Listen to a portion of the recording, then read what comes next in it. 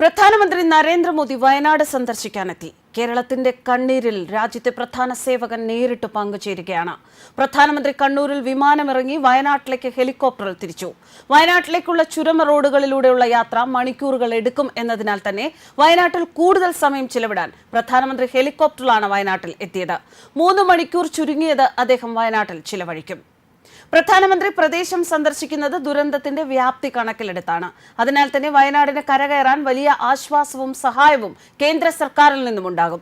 നമുക്കറിയാം, ഈ ദുരന്തത്തിൽ മുഖ്യമന്ത്രിയുടെ ദുരിതാശ്വാസ ഫണ്ടിലേക്ക് പോലും സഹായം ജനങ്ങൾ നൽകിയത് കുറവാണ്.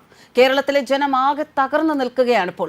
അതേസമയം കോർപ്പറേറ്റുകളും NGO യൂണിയൻ, സിനിമാക്കാർ, കർണാടക, ഗോവ സർക്കാരുകളൊക്കെ വലിയ സഹായമാണ് കേരളത്തിന് നൽകിയത്.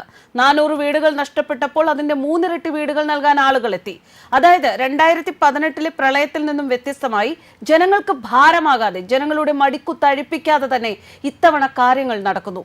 വലിയ ബുദ്ധിമുട്ടിലായ ജനങ്ങളെ വിഷമിപ്പിക്കാതെ ഇപ്പോൾ കേന്ദ്ര സർക്കാർ തന്നെ കൂറ്റൻ പാക്കേജ് വയനാടിന് നൽകുമെന്നും അറിയുന്നു. വയനാട്ടിലേക്ക് വെറും കൈയോടെ മോദി വന്നു പോകില്ല. കേന്ദ്ര സർക്കാർ വയനാടിനായി വലിയ സഹായ പദ്ധതി തന്നെയാണ് പ്രഖ്യാപിക്കുക. നമുക്കറിയാം, ദുരന്തമുണ്ടായ ആദ്യ മണിക്കൂറിൽ തന്നെ നരേന്ദ്രമോദി മരിച്ചവർക്ക് 2 ലക്ഷം രൂപ അടിയന്തര സഹായം നൽകിയിരുന്നു. സംസ്ഥാന സർക്കാർ പോലും അടിയന്തര സഹായം 10,000 രൂപ എന്ന നിരക്കിൽ നിന്നപ്പോഴാണ് അതിന്റെ 20 ഇരട്ടിയുമായി പ്രധാനമന്ത്രി നരേന്ദ്രമോദി വയനാട്ടിലെ മരണപ്പെട്ടവരുടെ കുടുംബങ്ങൾക്ക് അടിയന്തര സഹായം നൽകിയത്. എന്തായാലും തകർന്നു നിൽക്കുന്ന കേരളം, കടത്തിൽ നിൽക്കുന്ന ജനങ്ങൾ, കടക്കണിയിലായി ആത്മഹത്യ ചെയ്യുന്ന കർഷകർ, അതിനാൽ തന്നെ ഇത് കേരളത്തിലെ ജനത്തെ കൊണ്ട് കൂട്ടിയാൽ കൂടില്ല.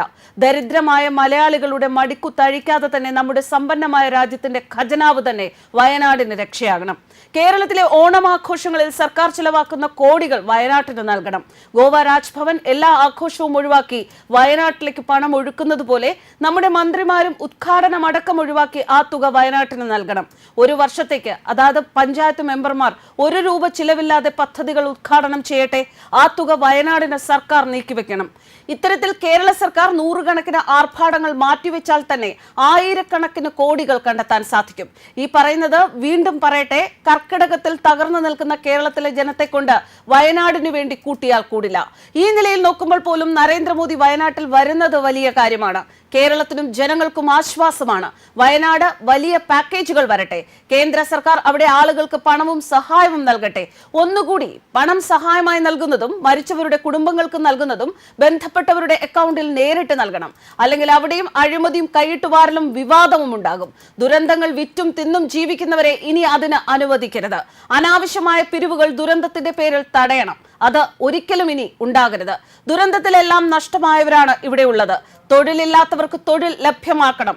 ജീവന ഉപാധികളുടെ വിതരണം, പുതിയ തൊഴിൽ സംരംഭങ്ങൾ കണ്ടെത്താൻ പലിശരഹിത വായ്പാ വിതരണം തുടങ്ങിയ പദ്ധതികൾ കൊണ്ടുവരേണ്ടതുണ്ട്. ദുരന്തത്തിൽ ജീവൻ നഷ്ടപ്പെട്ടവരുടെ കുടുംബങ്ങൾക്കും പരിക്കേറ്റവർക്കും വീടും സ്ഥലവും അടക്കമുള്ള സ്വത്തുക്കൾ നഷ്ടപ്പെട്ടവർക്കും മാന്യമായ നഷ്ടപരിഹാരം നൽകേണ്ടതുണ്ട്. ഇതെല്ലാം ചെയ്യേണ്ടത് സംസ്ഥാന സർക്കാരാണ്. കേന്ദ്രം വയനാട്ടിൽ 1000 കോടി നൽകിയാൽ സംസ്ഥാന ഖജനാവിൽ നിന്നും 2000 കോടി നൽകണം. കാരണം കേന്ദ്രത്തിൽ നിന്നും കിട്ടുന്നതിന്റെ ഇരട്ടി ജനങ്ങൾക്ക് സംസ്ഥാന സർക്കാരിൽ നിന്നും കിട്ടാൻ അർഹതയുണ്ട്. ന്യൂസ് ഡെസ്ക്, കർമ്മ ന്യൂസ്.